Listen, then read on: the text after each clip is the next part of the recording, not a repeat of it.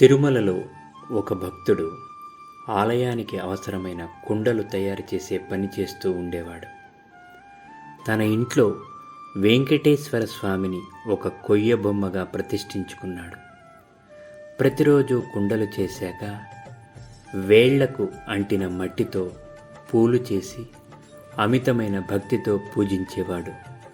స్వామి వాటిని సంతోషంగా స్వీకరించేవాడు. తొండమానుడనే భక్తుడు శ్రీనివాసుని పాదపద్మాలను రోజు 1000 బంగారు తులసీ దళాలతో అర్చించేవాడు. తన వంటి భక్తుడు ఎక్కడా ఉండడు అని భావించేవాడు. ఒకరోజు శ్రీనివాసుని పూజకు వచ్చినప్పుడు తన బంగారు తులసీ దళాలు పక్కకు తొలగి పాదాల మీద బంకమట్టి పూలు కనిపించాయి. తొండమానుడు ఆశ్చర్యపోయి స్వామిని ప్రార్థించగా, కురువనంబి అనే భక్తుడు సమర్పించిన పూలవి, అవి నాకు చాలా ప్రియమైనవి అని స్వామి చెప్పారు. వెంటనే తొండమానుడు ఆ భక్తుని ఇంటికి కాలినడకతో వెళ్ళాడు. శ్రీనివాసుడు కూడా అక్కడకు రాగా ఆ భక్తుడు తన ఆతిథ్యాన్ని స్వీకరించమని ప్రార్థించాడు. స్వామి అతని భక్తికి పరవశుడై అతడు మట్టి పెంకులో పెట్టిన సంకటి తిన్నాడు.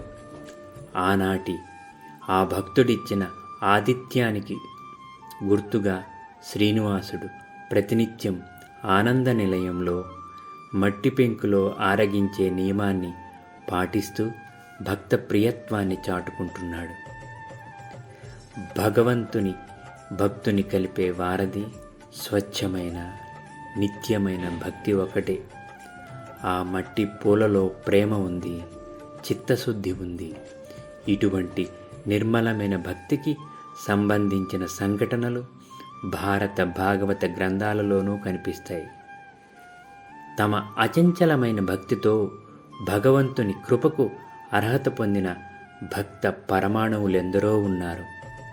వీరిని గురించి చదువుతుంటే దైవం మన నుంచి ఏం కోరుకుంటాడో అర్థమవుతుంది.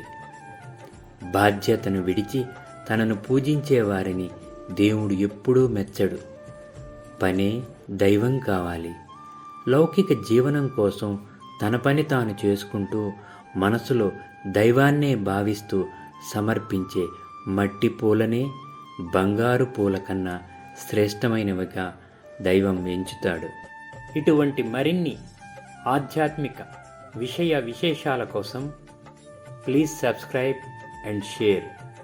అర నిమిషంలో ఆధ్యాత్మికం.